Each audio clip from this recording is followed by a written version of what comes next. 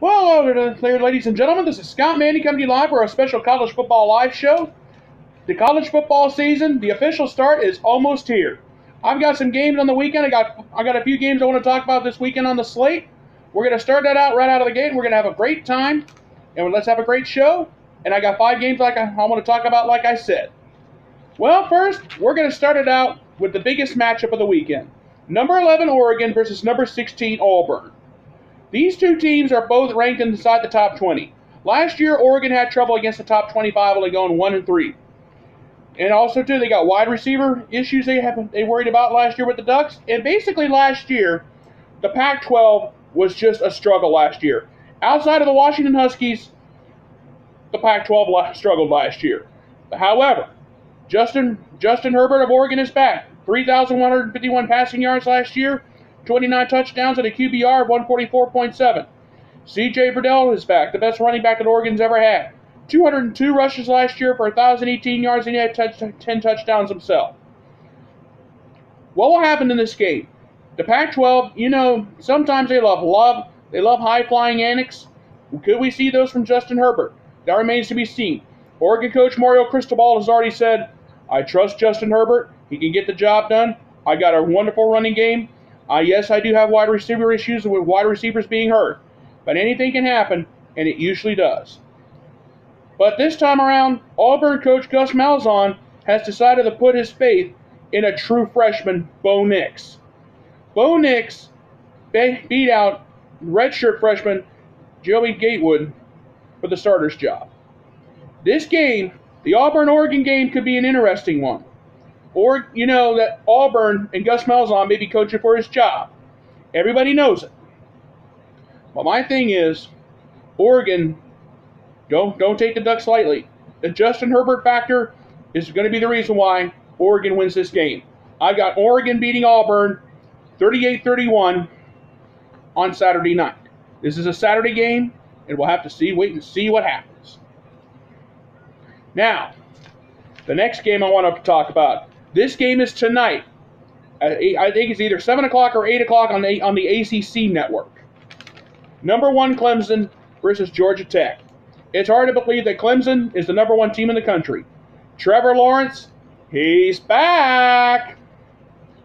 3,280 yards passing last year, 30 touchdowns, and a QBR of 167.5. However, this time, we will be seeing a whole new look defense for the Clemson Tigers. Clyde Farrell, the defensive lineman from last year, he's gone pro. Tackles Christian Wilkins and Dexter Lawrence, they've gone to the NFL. The only senior coming back is Niles Pickney, and he's locked down a spot. There are 8 other guys for the Clemson team that are fighting for spots at the moment. But what about Georgia Tech? Last year, Georgia Tech was 7-6. And they have a new head coach in Jeff Collins. Now, what will Coach Collins do, knowing that his first game is going to be on the road at Clemson? Coach Collins basically said to prepare for the game, he was like, we're going to do our best. I know we're up for a challenge, and we'll have to see what we can do. We'll play our best. We'll play our hearts out for 60 minutes. Georgia Tech defensive coordinator Andrew Thacker he was even asked, is the defense ready? He said, the defense is aware of the issues that we're going to be walking into. We're already aware of what we're getting ourselves into. And the bottom line is this. Georgia Tech could be in upset mode. That remains to be seen. However, it's going to come down to who wants it the most. And that's the way it's going to be. Now, Clemson is a heavy favorite in this game. But the reason why I mention this is because Clemson became the number 1 team in the country after last year. They knocked Alabama down to 2. So we'll have to wait and see what happens. And the bottom line is, and the thing is for me, whoever can win this game, Clemson, I've got them winning big. But if Georgia Tech can pull off a huge upset on the road, it's going to turn the AP Top 25 poll, and it's going to turn the whole season upside down. And that's all there is to it. Now, the next game I want to talk about, number 4, Oklahoma versus Houston. Now, Jalen Hurts, the Alabama transfer, in everybody's opinion, he's the next Kyler Murray and the next Baker Mayfield. The Sooners, and also too, the Oklahoma defense has been much improved. Last year, after they got beat by Texas 48-45, Mike Stoops got fired as defensive coordinator. But the game could be decided by the run game of Trey Sermon and Kennedy Brooks. They're both back. And yes, CeeDee Lamb is back at wide receiver. But sad news is, no Hollywood Brown. No Hollywood Marquise Brown. Man, he was fun to watch last year. And all the Oklahoma fans know it. But what about Houston? What about the Houston Cougars? Last year, they finished 8-5. But I'll give the Houston Cougars credit. The school president said, if we have a coach that goes 8-4, he's fired. Holgrensen's been there for two. Holgrensen got himself out of a bad marriage, out of a nightmare at West Virginia. But Holgrensen is 8-4. They didn't fire him. 2 years earlier, Major Applewhite, he went 8-4. He got fired. But I'm going to be fair to the Houston Cougars on this, and here's why. Their non-conference schedule is very difficult. They got to face North Texas later on in the season. They got to face Oklahoma, and this is a Sunday night game. And on top of that, they got to face Washington State out of the Pac-12. Now, I've said earlier that the Pac-12 last year was weak, and they were. But the thing is, you get Oklahoma and Washington State in non-conference, that's bad enough. Then you go into the American Athletic Conference, and then you got to face UCF. That's a nightmare. Then you got to face the Cincinnati Bearcats with Luke Fickell. Yikes. And I'm worried, and I'm going to talk about this another time, but Ohio State, you might want to stay tuned next Tuesday night, because I'm going to address that a little bit more. We're going to wait and see how the Bearcats go going into the next weekend. But for now, let's worry about this weekend, and we'll get there when we get there. All right. The next important game I want to talk about is number 9 Notre Dame versus Louisville. Now, Louisville is coming off of a 2-10 season last year. And some of you guys are thinking, Scott, why are you talking about the Louisville Cardinals? Well, this time around, they got a new head coach, it's Scott Satterfield. He's a new head coach. And look at them. But think about the mess that Bobby Petrino left. There's no confidence in the quarterback group. We got a bunch of guys fighting for positions on the team. And it's just been a nightmare. So Satterfield is going to have to build this team from scratch. And it's not going to be easy to do. You know how hard it is to try to build a team from nothing. It's not easy. But the mess that Bobby Petrino left is not going to be fun. And on top of that, your first game is against Notre Dame. And also, too, think about this. Ian Book is back. Last year, he had 2,628 yards, 19 touchdowns, and a quarterback rating of 154.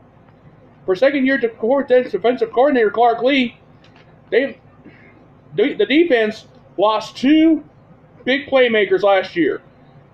Drew Tranquill and Tavon Cooney, but they still have a lot of talent. And the Notre Dame team, and Notre Dame has a lot of talent, and yes, they do. And we have a couple of big guys coming back, and it's going to be some great news there. But the bottom line is this. Notre Dame should win this one easily, in my opinion. Because let's think about it. Louisville's got a mess to clean up. And the bottom line, and I'll say this.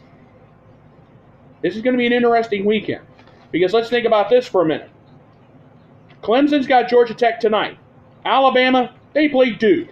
And yes, I'm talking about the Duke University Blue Devils, the basketball school in the ACC. Georgia, they have an easy week. And Oklahoma, you know they play Houston. Ohio State, they've got Florida Atlantic. They're ranked 5. The only real big matchup of the weekend is basically Auburn versus Oregon. That's all there is. And I'll tell you right now, this is going to be an interesting year in college football. We'll have to wait and see what happens. In all fairness, it's going to be a great weekend. The opening weekend of the season is already upon us. And here's the deal. Whoever can survive this opening weekend has proved its worth. Now, Notre Dame faces Louisville. Louisville's going to be rebuilding from scratch. Notre Dame should have no problem. They got junior Jordan Jermaine ahead, and then taking over and ahead of the Tranquill's weak spot. And also, too, they got some big names. Ian Book is back at Notre Dame. But let's think about Oklahoma one more time. Jalen Hurts, he's back. Look out for him going down the road. And the Sooners' improved defense, they're going to be tough to beat. Clemson, you already know the story. They're going to be facing Georgia Tech. But the game of the weekend is going to be Oregon and Auburn. That's going to be the game of the weekend, my friends. And that's basically all there is to it. And the bottom line is this.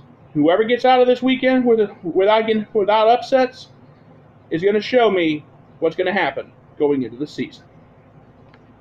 All right, folks, I'm going to go ahead and get on out of here. Get ready for tonight's game against Oregon and Georgia Tech. Against Clemson and Georgia Tech. I apologize. I'm getting a little ahead of myself here. Tonight, Clemson, Georgia Tech on the ACC network. Saturday night on ABC, Oregon faces Auburn. And then on Sunday, we got Houston against Oklahoma on a Sunday night. Then on Monday night, Labor Day night, Notre Dame faces Louisville. And I'll be back. And also, too, I just want to let you know, I will be doing videos like this on Tuesday and Thursday. Thursday will be the preview show. Then Tuesday, I will review the whole weekend in college football with a lot of the games I have to talk about here. I want to thank all you guys tonight for taking some of this time with me. You guys have a great night. Thank you so much for being with me, and God bless. Goodbye, everybody, and think.